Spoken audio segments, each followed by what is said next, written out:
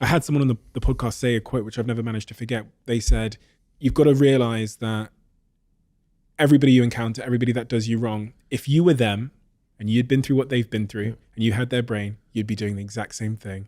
Yeah.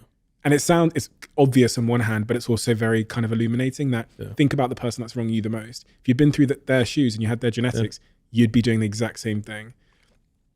Doesn't mean you have to let them off, but at least it evokes some empathy. Have you heard you cannot both hate and understand someone at the same time?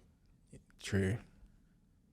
Like if you truly understand someone, then you can't hate them because you understand why. Like a lot of times the hate is from the unknown and not like, because you hate, because I mean, you almost say, you're like, how could, like, it's literally a statement of not understanding. Like, how could you, if you understood, then you would know how.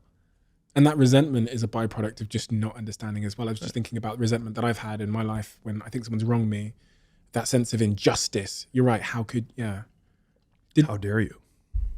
Did you ever manage to get your fuel to burn less dirty? Are you burning less dirty now? Yeah, I think so. You think so? Yeah, I think so. My team tells me that that's true. And if you look at like, because I do have some older videos that I made from like, years ago. And there's definitely a different vibe.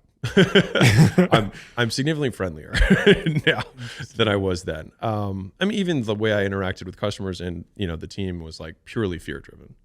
Like I was absolutely, because I didn't understand influence as well yet. So only the stick I had was like, if people are afraid of me, then they will immediately comply. And it's effective for short durations, but not for long durations. But I didn't know any better at the time. And then that's when I, right around that point is when I met my wife, and then she just, changed my life.